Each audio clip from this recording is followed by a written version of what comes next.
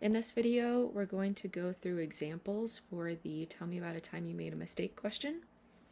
Again, for this question, you don't necessarily have to talk about a mistake. You could talk about a near miss. The most important thing is you talk about something that happened, and then you talk about how you are taking ownership of your part in it and how you're going to make changes going forward. In the rubric that they might have scoring you for this question, the points you get might be related to your ability to receive feedback. So you want to express gratitude for any feedback that anyone took the time to share with you. And yeah, so we're going to just start by going through a couple example answers from one-on-one coaching sessions. These people were kind enough to share their answers. Tell us about a time where you made a mistake at work.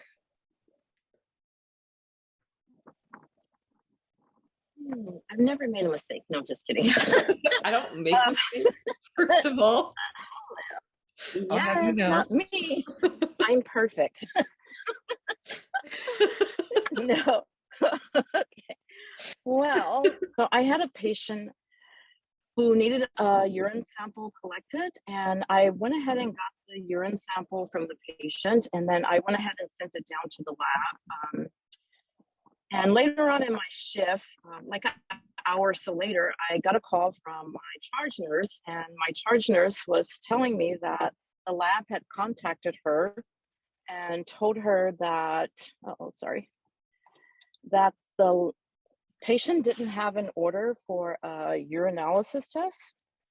And so I thought that was strange. So I took a look at it, and they actually, I guess, come to find out that it was for a different patient. So what I did was I had put the wrong label on the patient's urine sample, which was for another one of my patients. So then I had to apologize to the nurse, but my charge nurse, that I did that. I also went back to the patient's room. I apologized to the patient, and I explained to the patient what had happened and that I would need to collect another urine sample.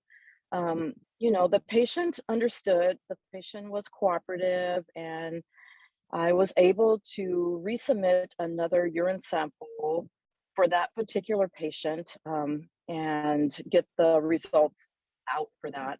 I guess the thing that I learned from that was that this could have went very bad. I could have given or had medication given to a different patient, although that patient didn't have any issues going on with them in terms of their urine sample. So I've always learned from this to double check my work to make sure that I'm putting the right label on the right specimen, and that to prevent this from happening in the future. I love that you took ownership and you handled it, and basically they usually give you a rubric where it's full 1 to 5, how many points do they get, and usually the points for that kind of question are about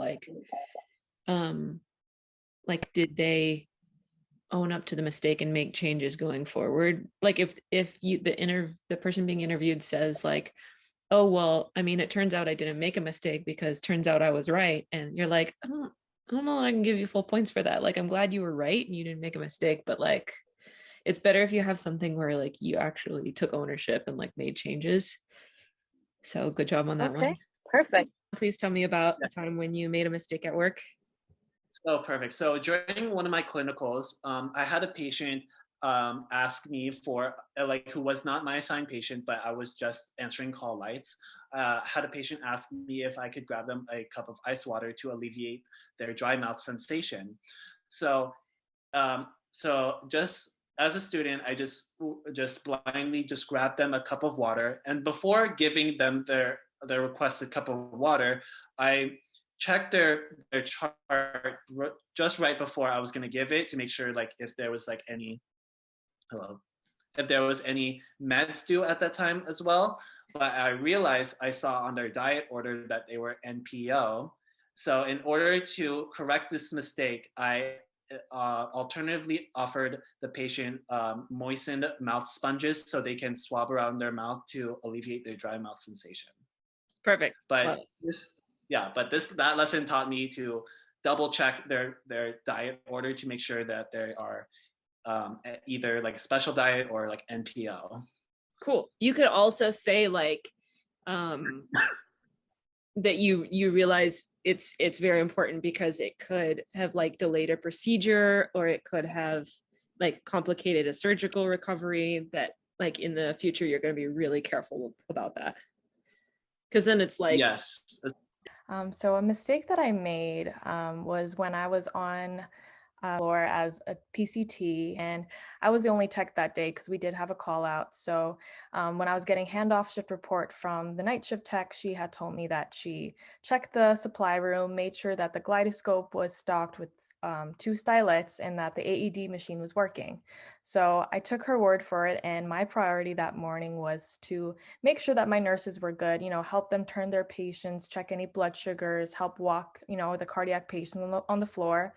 And of course, there was a code on the floor that day, and one of the nurses went to grab the gyroscope machine out of the supply room, and there was only 1 stylet on the gyroscope. Luckily, the intensivist was able to successfully intubate the patient, but I realized that day that I cannot take someone else's word for something. I need to always make sure that I'm verifying any orders, or making sure that my patient is good instead of taking someone else's word, because that's a very dangerous situation. I think that's a really good answer. Yeah, no concerns with that. I think that's great.